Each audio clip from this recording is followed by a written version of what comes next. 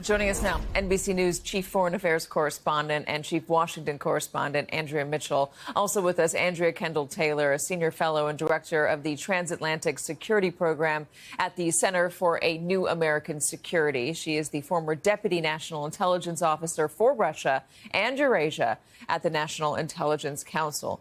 Andrea Mitchell, we just got a little bit of breaking news reporting. There's going to be a summit among European leaders tomorrow. I believe President Zelensky will be there to talk about the path forward. Well, just the very fact that an intelligence official from the United States goes on television to say that there has been a pause on intelligence sharing with an ally in the middle of war, an ally who has been attacked by Russia, our decades-long adversary, is so extraordinary. So I'm trying to get my head around that fact today as well.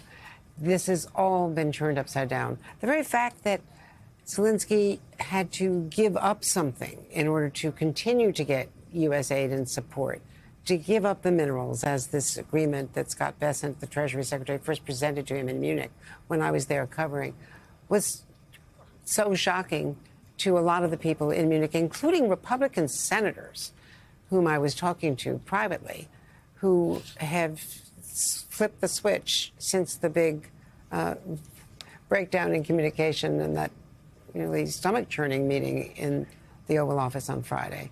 So all of this is just turning the world upside down, the world that we have known for 75, 80 years since the World War II, the whole post-war architecture of multilateralism, of NATO, of working with our allies.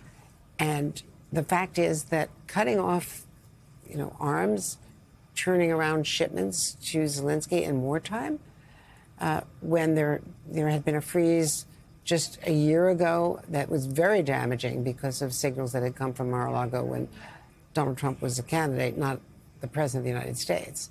And that freeze with what was happening in Avdiivka at the time, the weekend in Munich, Navalny's death, all of that was a huge setback in the war. And now, again, the potential of that and the pressure on Zelensky as they go into this EU meeting.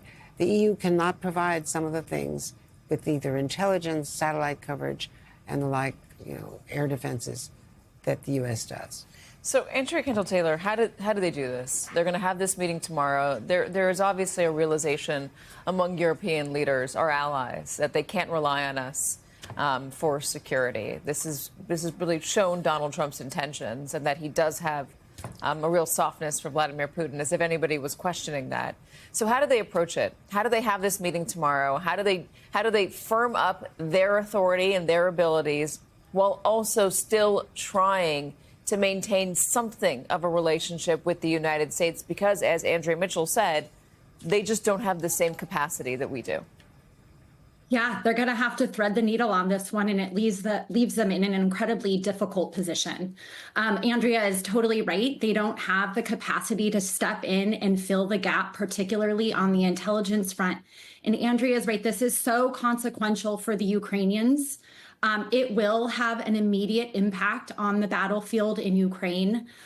They use U.S. intelligence to provide early warning of the drones and missiles that are striking Ukrainian cities, to help them understand the battlefield and Russian movements. And so it will have a real impact for Ukrainian lives. So now the Europeans are absolutely scrambling. They are making serious commitments to increase defense spending. We've had many announcements since Donald Trump came into the White House about significant increases in defense spending.